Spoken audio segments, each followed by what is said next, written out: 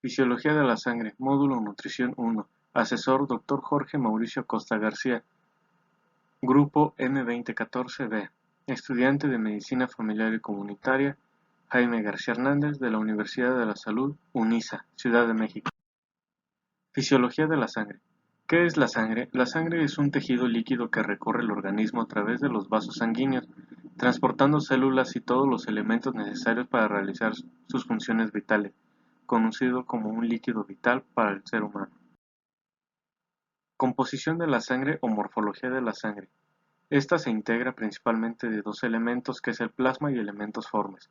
Los elementos formes son glóbulos rojos, glóbulos blancos y plaquetas, siendo en su mayoría el plasma. Plasma es un líquido amarillento en el cual están suspendidos o disueltos células, plaquetas y compuestos orgánicos y electrolitos. Su principal componente es agua alrededor del 90% de su volumen, las proteínas constituyen 9% y las sales inorgánicas, iones, compuestos nitrogenados, nutrientes y gases el 1%, haciendo el 100% del plasma. Los elementos formes son eritrocitos y leucocitos, que posteriormente se explicarán. Eritrocitos, también llamados hematíes o glóbulos rojos como comúnmente se conocen, tienen forma de disco bicóncavo de 7.5 micrómetros de diámetro aproximadamente, con una periferia oscura y un centro claro. La espectrina y la actina son proteínas responsables de la forma de los eritrocitos. Esta asociación es la causa de la forma de los eritrocitos y también de una capacidad de deformarse. Ya maduros, los eritrocitos carecen de núcleo y organelos, y cuentan con un promedio de vida aproximado de 120 días. Los leucocitos, también llamados glóbulos blancos, a una cantidad de 6.500 a 10.000 por milímetro cúbico de sangre. A diferencia de los eritrocitos, los leucocitos no funcionan dentro del torrente sanguíneo, pero lo utilizan para desplazarse. Cuando llegan a su destino, migran entre las células endoteliales de los vasos sanguíneos, penetran en el tejido conjuntivo y llevan a cabo su función. Los leucocitos tienen una clasificación que se clasifican en granulocitos y agranulocitos. Los granulocitos tienen gránulos específicos en su citoplasma, mientras que los agranulocitos carecen de gránulos específicos. Los granulocitos se conforman en principal por neutrófilos de 60-70%, eosinófilos 4% y basófilos el 1% o menos, y los agranulocitos por linfocitos del 20 al 25% y los monocitos del 3 al 8%. La sangre cumple con diferentes funciones, como el transporte de oxígeno desde los pulmones a los tejidos, el dióxido de carbono desde los tejidos hacia los pulmones, sustancias nutritivas desde el intestino hacia todos los otros órganos, productos nitrogenados del metabolismo hacia los riñones y el hígado, y hormonas hacia las dianas celulares. El transporte de la sangre.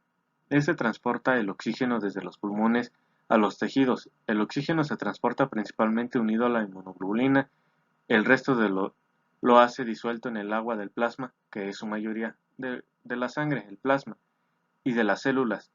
Cada gramo de inmunoglobulina puede liberar como máximo 1.34 mililitros de oxígeno, por tanto la inmunoglobulina de 100 mililitros de sangre se puede combinar con 20 mililitros de oxígeno cuando la inmunoglobulina está saturada al 100%. El transporte de dióxido de carbono desde los tejidos hacia los pulmones pasa por un proceso similar, solo que el dióxido de carbono pasa de la sangre al interior de los alvéolos, desde donde se exhala al exterior. Dentro de la sangre también se realiza el proceso de transporte de los nutrientes desde el intestino hacia otros aparatos y órganos para su posterior aprovechamiento.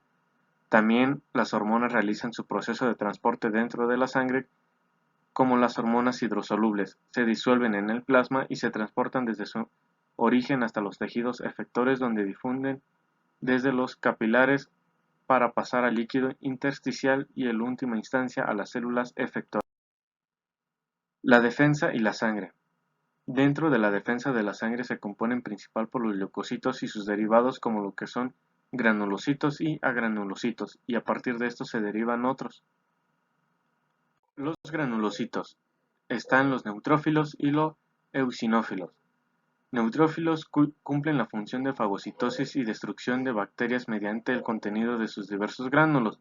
Los eosinófilos desgranulan su proteína básica mayor o proteína catiónica del eosinófilo en la superficie de los gusanos y parásitos y los destruye con formación de poros en sus cutículas, lo que facilita el acceso de agentes como superóxidos y peróxido de hidrógeno al interior del parásito. Liberan sustancias que desactivan los iniciadores farmacológicos de la reacción inflamatoria como la histamina y leucotrieno C. Ayudan a eliminar complejos antígeno y anticuerpo. Los basófilos en la superficie tienen receptores de alta afinidad, lo que da lugar a que la célula libere el contenido de sus gránulos. La liberación de histamina causa vasodilatación, contracción del músculo liso y aumento de la permeabilidad de los vasos sanguíneos. Los agranulocitos son linfocitos y monocitos. Carecen de función en el torrente sanguíneo, pero en el tejido conjuntivo se encargan del funcionamiento apropiado del sistema inmunitario.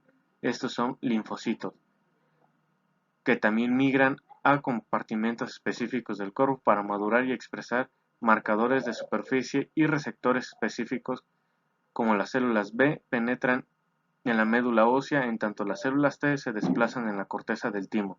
Los monocitos son las células más grandes de la sangre circulante con un diámetro aproximado de 12 a 15 micrómetros. Cumplen la función de ayudar a la eliminación contra determinadas infecciones y ayudan a otros leucocitos a eliminar tejidos muertos o dañados, destruir células cancerosas y regular la inmunidad contra sustancias extrañas. La clasificación de los linfocitos se encuentra las células B, células T, y de estas se derivan las células T citotóxicas, las colaboradoras y reguladoras. Las células B se encarga del sistema inmunitario de medición humoral. Las células T se encarga del sistema inmunitario de medición celular. Las citotóxicas se destruyen células extrañas o alteradas por virus. Las colaboradoras inician y desarrollan reacciones inmunitarias mediante la liberación de sustancias llamadas citocinas, y las reguladoras se encargan de la supresión de reacciones inmunitarias mediante la liberación, al igual que las citocinas.